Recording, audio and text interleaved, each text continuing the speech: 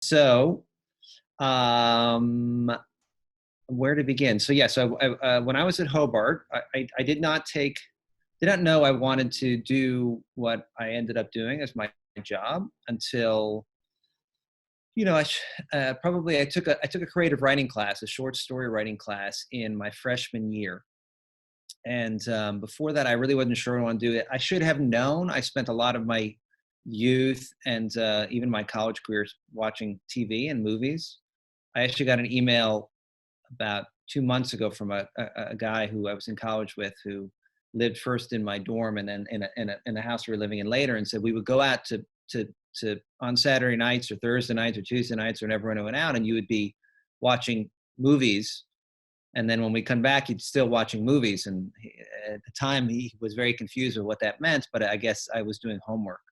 um, so I should have known, because I really was very into film and TV throughout my life. But I didn't really understand that as to be a possibility of something that you could do as a job. I think that this was the early '90s, and at the time, if you weren't from Los Angeles or knew someone who was made TV and movies, it seemed like a mystery job. Like, it was so far away, and everybody in I was from Boston, and nobody I knew had ever moved to Los Angeles or lived in Los Angeles, or no one I knew ever had made any movies or television. So this seemed like something very far away. Might as well have been a different country, completely different life. So I don't think I thought about it as a realistic thing. But then I took this creative writing class, and I was always a pretty mediocre student, but it was the first time I'd taken a class where I was um, the best student in the class, even as a freshman. And it makes me uncomfortable to even say it, but yes, I had some skills there in storytelling, and the teacher and the students were all very interested in what I was writing. And so I was like, oh, this feels really good. It feels very good to get good attention for it at school and in life. And so I started being drawn into doing those things. And then I took a playwriting class and had the same experience in the playwriting class, where suddenly I was really thriving. And while every other class, I definitely was not thriving. And then I produced that play at Hobart. I ended up producing it and directing it and putting it on. It's the first thing I'd ever done like that. And the same thing, I just was getting, I think in life in general, you tend to find your way to the things that you should be doing because you start getting positive feedback. And usually that's a good sign. If you're getting negative feedback or mediocre feedback, either it means you have to work a little bit harder, you have something to learn, or maybe that's just not the right place for you. And then I took film classes at Hobart, film analysis class, and did an independent study where I made my own film. And again, at the time, I know nowadays it seems like something that is a pretty easy to do with the kind of equipment you have with your phone and your laptop. You can make a great movie. At the time, there was just there was an old video camera that they had in the library, and they had a tripod, and they had some editing equipment in the basement. And so I just shot this really, really bad movie and edited it down there with whoever the older guy who was sitting in the basement and did these things down there. I don't know what his job was. I don't know why he was there, but that was what he and I did that together. And like I said, the movie is terrible. It's really quite bad. But what it had was a voice. I think there was something in there where I had something to say. And when I applied to film schools and I used that film as a sample, when I got into the ones I got into, they said that was like, technically, this is really, really a real disaster. However, this is somebody who has a voice. And I think that's always what I look for, frankly, in people I hire is, I don't expect them to be great writers yet, young writers. I expect them to be there to learn, but there has to be something in there, some voice, something where I feel like they're trying to say something, or it matters to them that they can sit down and write, that can feel whatever the pain is or the passion is that's making them sit down and write, and their way of seeing the world is unique. And so fortunately, even though I was very green and raw, there was something there that it was that showed up to people in these film schools. So I went to film school out here in LA, the American Film Institute, and I learned a lot. And then I spent probably at least 5, 6, 7 years of really trying to get work and not being able to find work. So it's a process. And at the time, the big thing in for writers was was called the spec script, which was, you wrote a script on, they call on spec, which is on speculation, which is you're doing it for free and you try and sell it for a lot of money. And there were all these big action movies of the 90s that were sort of the big thing, and that's what measured success at the time in terms of writing. And it's not really what I do well, and so I couldn't really find much traction there. Um, and my girlfriend at the time, who's a TV executive, said, you should really try writing television, because television is a writer's medium. In television, different from everywhere else, the writer is the boss, and the writer is the most important person there. And so and there are staffs of writers. You don't have to be the best writer, you don't have to be the most accomplished writer, but there's staffs of people that work together to make shows. And so I started trying to get into that, and then I had a lot more traction very quickly, much more quickly. And I bounced around doing that a little bit, nothing really of note. And then I got a job as a staff writer on a show called Nip Tuck, which is now on Hulu, so you can watch it. It was sort of wild and ahead of its time. Don't watch with your parents though, or your much younger siblings. But it was very fun, and I learned a lot. And I met the guy who created that show, ended up being sort of my creative partner for many years after that, and we started creating shows together. And we created Glee and American Horror Story and Scream Queens and Pose, and The Politician and 911, a bunch of shows we just created together. And then that sort of is where things went. It's a very fast way of telling a 2-decade-long story that involved a lot of failure and a lot of mistakes and a lot of learning and some success in there. But that was sort of my path, and that was my path. But I don't think that path is the only thing that is similar to every path of every successful person I know is that they all worked really hard, and they all probably should have gotten successful. I don't know a lot of people who are successful, who are not talented and work really hard. I don't know any. I don't know, I know lots of people that worked very hard, but maybe they didn't really have the talent. And I know some talented people that just are way, way too lazy and they don't work hard enough. And so they have a hard time finding their way. But anyone I know that has success, they'll tell the same story with different characters and different moves and different events leading up to it and different lucky breaks. But every single one of them have at its core that they worked their butts off and never stopped. And that they have a gift. So I think especially with something like writing or directing, it's like you do, you can learn a lot, but you do need a kernel of a gift, I think, in order to really thrive at it. And I think that part of the way that you have that, I think, is that you can't imagine ever doing something else. You can't imagine having another job. You can't imagine what plan B is. There really isn't a plan B. It's this or you're done. And so, that feeling is something I always tell. It's the same thing I also always tell young writers, like, are you sure this is what you need to do? Are you sure? Are you really sure? And if you're really sure, and that could be in any part of this, it could be as an actor, as a director, as a writer, because it's just too hard. It's really, really hard, and it's very, very competitive. And even in success, it's really hard. There's no finish line.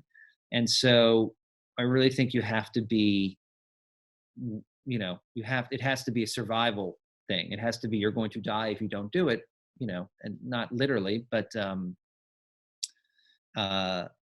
I think you know that. And I can usually point out to people that I know that are trying to do it, that I'm like, I don't think I always give them a chance. I don't think they're going to keep going. I don't feel that pain in them. And I use that word pain because it's being an artist is a painful thing. It's supposed to be uncomfortable. your job is to go into the places that are very uncomfortable of life, and then express them to, somehow express them to everybody else, to expose something for them, or to um, um, demonstrate something to them so they can see in themselves. But in order to do that, you really have to be willing to go to those sort of less comfortable places, and then you have to be willing to really expose yourself. The great thing about being a writer is you can hide the things you expose behind other characters and actors reading the words, but it's still giving people everything that you are if it's going to be good. And so I think that it is it's a great pain, but it's a painful lifestyle. Um, yeah, and that's that. The great thing about being a television writer, television creator, is that you get to be the boss. Is that you're, when they say you're the creator or the executive producer of a show, it means you're in charge of everything. And so you don't ever have to, you go through that pain and you express yourself and give of yourself, and then you don't have to hand it off to somebody else to make different choices than the ones you wanted to make. And so as a movie writer, you have very little control and power. You're coming in, usually either you wrote the script and then you sell it to somebody and then you're gone, or maybe they keep you around, but you have a director and a producer who are much more in control than you of you and can fire you at any point. And so that to me is a much less enjoyable experience. It also is a much more solitary experience. Another great thing about being a television writer is you work with a team of people. You work in an office. You have people around you all the time. You're constantly in motion. You constantly are being asked questions and being forced to make decisions about things. And so as somebody who has a tendency to be uh, to isolate myself, which I'm now being forced to, it's great to have a, a place that demands structure. And I certainly noticing that more and more in this situation now, where we're all trapped at home, is that how much I miss that forced structure. Without it, I have to really focus on scheduling myself and all that. But I'm rambling. But that's sort of my basics of it. And I'd love to answer any questions and do this, have more of an interactive thing, because I think that would be fun, and let that sort of drive the conversation. Great. I've got lots of questions here for you from students and some faculty. So a professor from the Media and Society Department, Leah Schaefer, wants to know what writing did you read as an undergrad that's really inspired you? Well, that's a tough question, only because I found out my sophomore year of college that I am incredibly dyslexic, very, very dyslexic. And so it's very hard for me to read things, and I struggle. And the part of the reason why I didn't do well in school is how much I've always struggled with that part of learning. And it was very hard for me to read things. And so, my big influences of stuff that I did read, I took a class, and I'm trying to remember the professor's name, and I can't remember. But he'd been there for a long time, and he was an English professor, and it was, I think, freshman year or sophomore year, he taught a class in basically Arthurian history and Arthurian mythology. And those stories, those very classic heroes' journey stories, had a real impact on me, and I've always had a real impact on me. So reading those stories and the way that they structure stories in there, and then coupling that with reading Joseph. Does anyone who, hands up of people I can see, has anyone read Joseph Campbell? Know who Joseph Campbell is? Nice.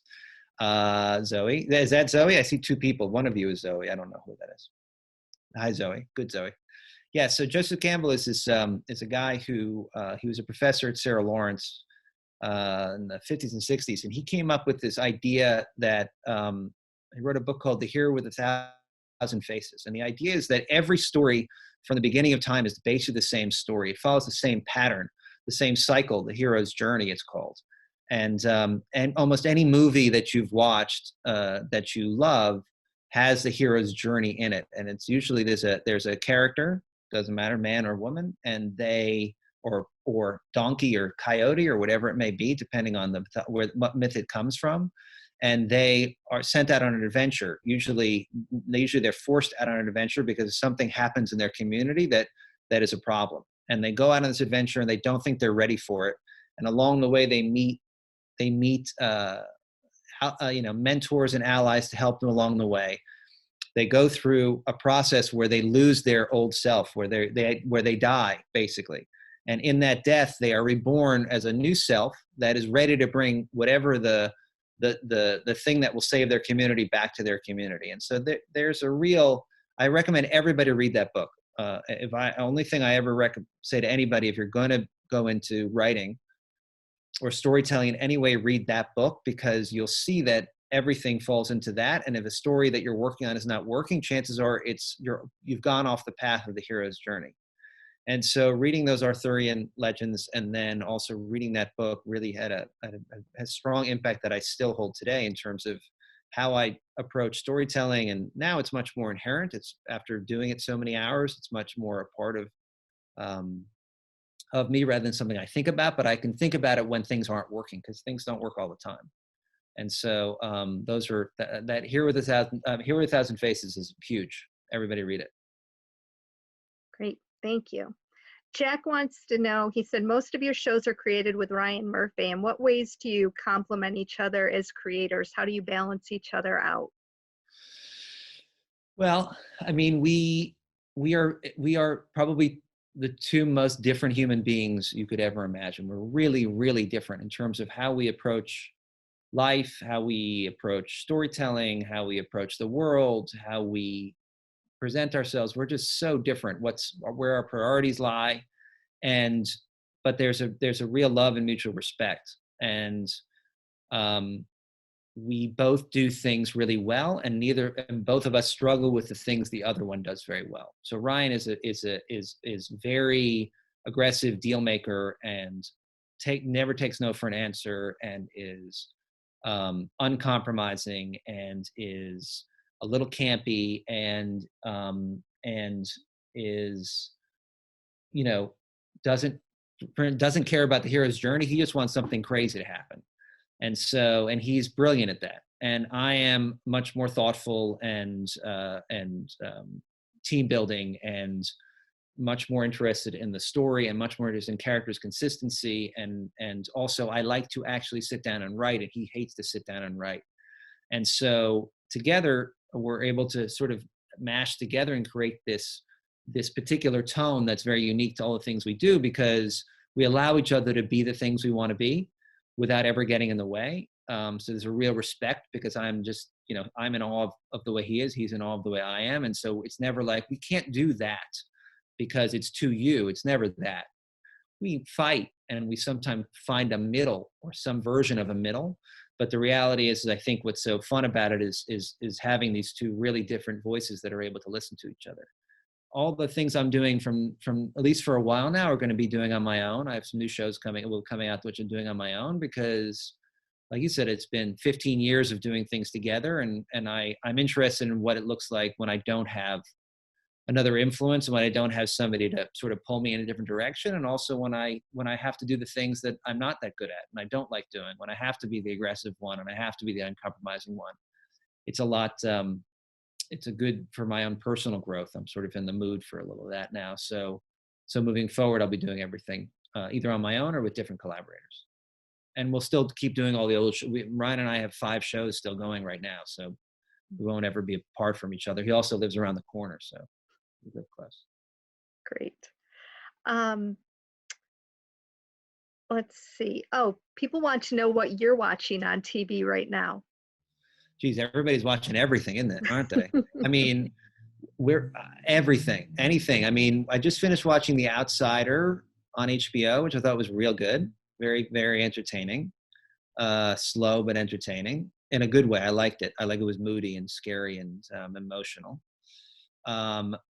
We watched my first reality show ever, which was Love is Blind. I watched the first one I've ever watched, and it was, I hate myself, and I loved the show. And what else have we watched recently? I watched Curb Your Enthusiasm. I watched Better Call Saul. I love a lot. I watch Westworld.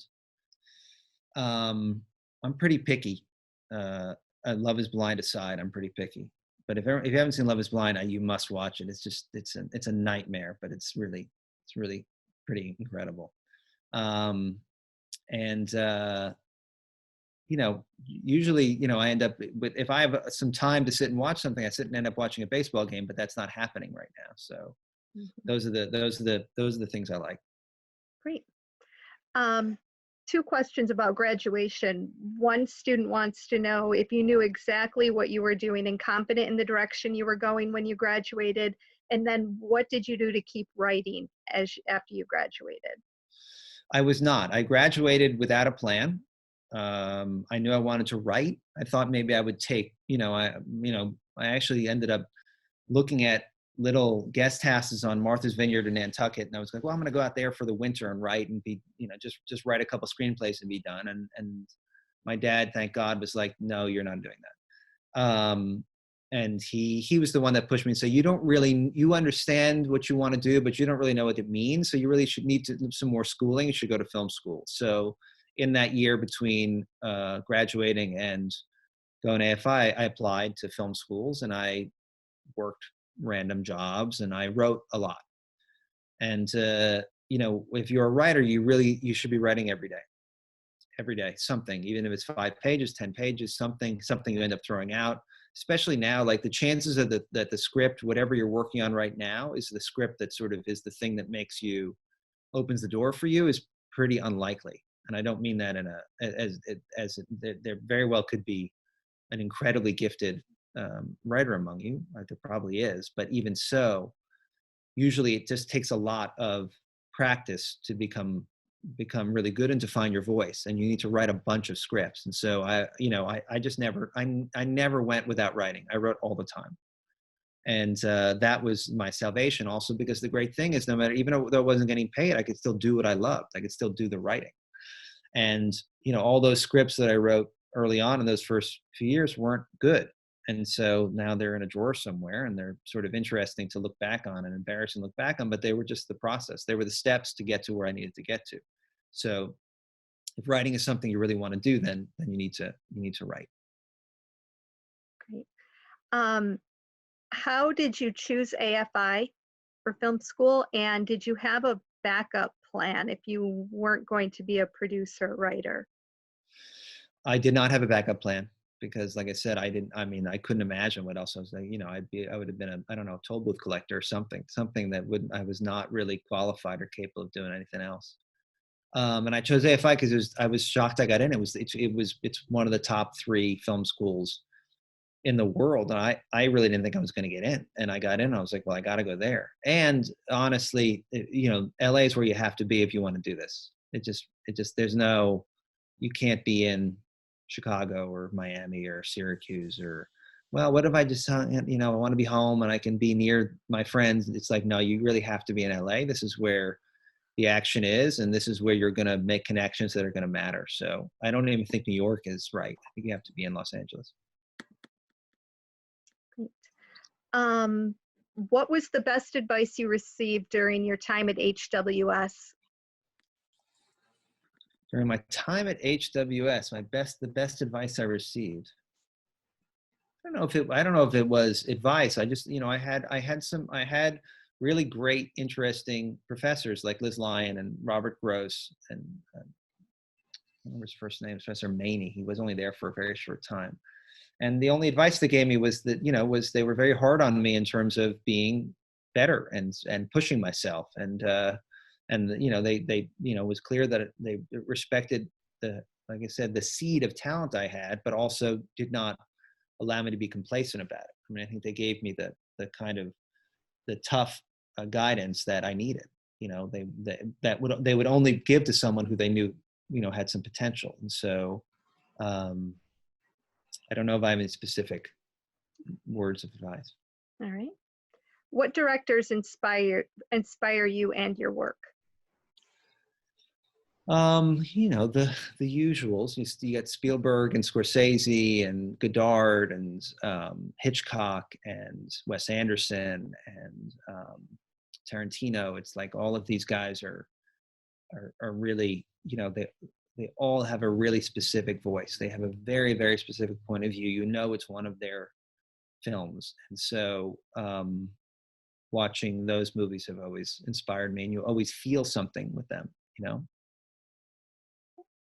A student wants to know how you go about your creative process and brainstorming, and when do you get to a point of knowing an idea is not going to work? So in general, in television, you have a staff of writers. Sometimes it's a big staff, sometimes it's a small staff. I prefer small staffs, and you have a certain amount of episodes you have to, you know, produce in a season. And so you start before the season starts coming up with some ideas about, okay, what's the arc of the season? What's this going to be? What is this? What is this going to be about this year? What are some of the stories we want to tell? What is going to happen to these characters? And then you start breaking it down into episode by episode. And so you will sit in a room and you start talking about it, or I'll sit at home and I'll jot down a few story ideas for something and try and break a story, or Ryan will break the story and come in, or one of the writers will come in and say, I have an idea. Here's the story I have broken down. What do you think?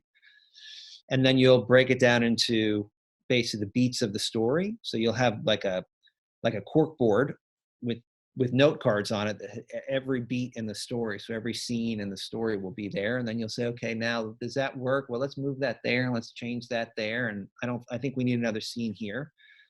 And then you either go off and write it, or you send a writer to go off and write it with a lot of guidance. And then, so in terms of when knowing something's not a good idea, usually pretty quickly at this point. Usually you hear a pitch and you're like, I don't know, maybe.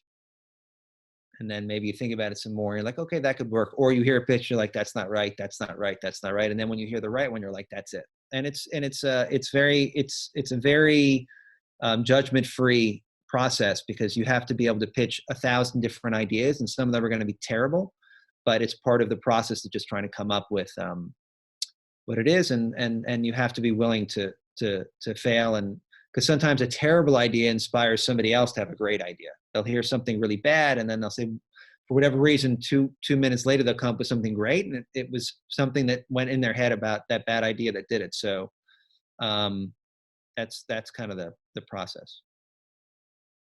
And I don't know if the question involved, how do you know an idea, like if you have an idea for a show or a screenplay, how do you know when that's good or bad?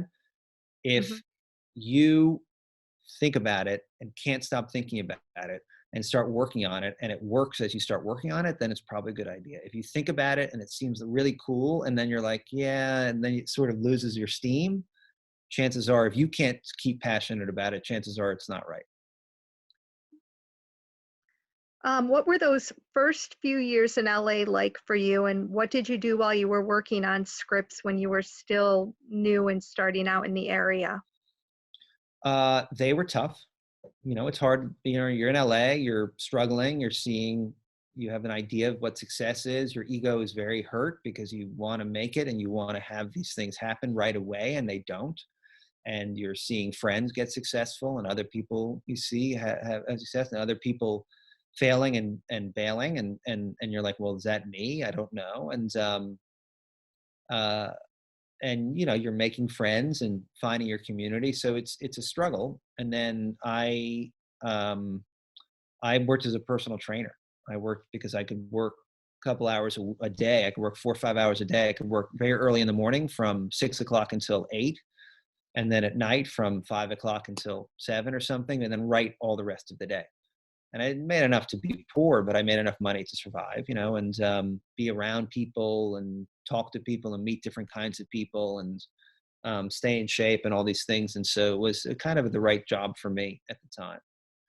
But it was, it was a struggle, but it's supposed to be a struggle. It was still fun. I still had a lot of fun, and it was great to be young in LA. And um, I'm nostalgic for it, but I never want to go back. But it wasn't all bad, but it was hard, but it's supposed to be. It's supposed to be. You're not taking a path for a career that's an obvious path where you're going to get a partner. You're going to get an associate at a law firm, and then you become this, and then you become a partner, whatever it may be, or you're working at a bank. It's not like that. So it's supposed to feel like it totally insane. Mhm. We have a couple of folks in the audience who are interested in acting. And so the question is, what do television actors display ability-wise in auditions that separate them from other actors that were very close to getting the job? Well, I mean, part of it is not, for actors now, first of all, the tough thing is for actors now is that unless you're it's for an important series regular job, most auditions are now on video. So we don't even sit in the same room. So we're watching tape of people. And so the truth is that there are, even if you're a great actor, if you're not right for the part, you're not going to get the part. So there's a vision for what the character is in your head, in the writer's head. And if you're not that, then it's very hard to convince a writer to change it. Sometimes somebody comes in that's so special, you're like, okay, we have to figure something out here. But if you're not physically right for the part, it doesn't matter how good you are. I'll remember you for the next time. Be like, wow, that was a really good actor. Remember her next time because if for this next part, we might have something for her. So part of it is just physicality. Part of it is energy. What are you kind of bringing to it without acting? But if you're a terrible actor, then it doesn't really matter. But if you're a mediocre even actor and you have the right energy, then I know that I can direct you, or I can fix it in editing to the point where it can make you look pretty good. Um, but my one thing about actors is that what I notice the actors that I tend not to be as drawn to are manner actors, and a lot of acting coaches in LA teach manners. So what I mean by that are mannerisms. What I mean by that is actors are doing things. So they're moving things. They're using their hands. They're touching their hair. They're doing stuff rather than just saying the words. It becomes a very thing where they want to draw attention to something, because some acting coaches say, "Well, stay busy. Like be doing something with your hands, or talk a lot like this, or something or walk around a lot." And it's like, the reality is I want to hear the words, and I want to hear people don't, you're all sitting there listening to me and none of you are moving. None of you are in the middle of doing 10 things, and I'm not in the middle of doing 10 things. I happen to talk with my hands a lot. I have a Fitbit, and my wife and I have Fitbits, and we do the same amount of activity, but I end up getting more steps because I'm constantly doing this. She makes fun of me, but so I do that, but that's happens to be what I do. But actors shouldn't, because on a camera, that's really distracting. And in a scene, that's really distracting when there's a lot of movement. When you're doing a lot of stuff, it's like any little thing you do is going to be really noticeable, especially in a close-up. If you're in a close-up and you do this, that's really hard to miss. And so what I always like is, don't be mannered, come from the emotional truth of it. So I like actors that have an understanding of what the emotional truth of it is and come from that place, and don't try so hard. Don't do too little, but your job at the end of the day is going to be to make the audience feel something. And so that could make them feel like laughing or crying, or being grossed out, or whatever it may be. You want to get to embody that thing. And so that's what's most important to me. Okay. Could you please touch on the character Peyton Hobart in The Politician, this person's favorite show, and the connection to HWS? And they're asking about the colors throughout the show, and why this character, why this show. Well, I always name my characters to something that makes me laugh, or something that someone I know, or something that's personal to me. And so I just thought naming him Hobart sounded fun, and everybody that went to Hobart would get the joke, and appreciate the little shout out. And in terms of the colors in the show, we have a great, at least for, she's done a few shows, production designer, and I think she found those on her own, because I wasn't given any direction about those colors. And I think she must have looked up Hobart and been exploring and found those colors, and they're kind of perfect. We wanted the colors for the show to be really bold and really striking. As part of the tone of that show is very elevated and cinematic. And so we wanted really to feel the richness of it, and the colors of it, and the preppiness of it, and all those things. And so you're supposed to notice those things. Everything is a little bit turned up. The volume is turned up on it. Not like in a, John Waters super campy way, but still turned up a little bit. So, so that's why those colors are in there, and that's why it looks like that, and that's why he's named Hobart. And that show was part of it was really it was built for Ben Platt, who's a very specific talent, and so we wrote it for him. And really wanted I really wanted to talk about politics at the moment. I really wanted to talk a lot about what that means. It was very interesting to me in this moment to explore the humans behind politicians. I think they've become so politics has become such a big part of all of our lives in a way that when I was young, and it was not that way. It just, even people very, very involved, it was not that way, partially because you didn't have access to that information. You saw people every once in a while in the news, or I read a newspaper article, but now they're so in our face all the time that it's easy to think of them as characters on a show as opposed to real people. And so I was interested, even getting to know some politicians who are very successful politicians who are considered the good guys, and understanding them as people and seeing like, oh, these are people fighting for what's right, but is it because they really believe in what's right, or because this is what's brought them some success and makes them feel good? And so it's usually some combination. And so it was really this sort of Bill Clinton idea of being a maybe not a great person, but a really, really good leader, and fighting for what's right. And so I liked that idea of that kind of character. And there being no real good guys, no real bad guys in the show, because politics is like that. I mean, these people that fight like crazy and disagree on everything are also hanging out and having lunch together, and they're actually friends. And you wouldn't think that would be possible, but they are, because they're humans. What was your most favorite show to work on? I've had fun doing all of them, different times of life. I mean, Glee was the best and really fun. It was an interesting time of life, but it was also total madness. Like, I was talking to a couple of the actors from the show a couple of weeks ago, and we were both saying the same thing, which is we are desperate to go back, and we never want to go back. It's kind of like high school in real life, I guess, because it was just, it was wild. But it was fun, but it was wild. And it also was my first real success. And so that feeling of real success and ego gratification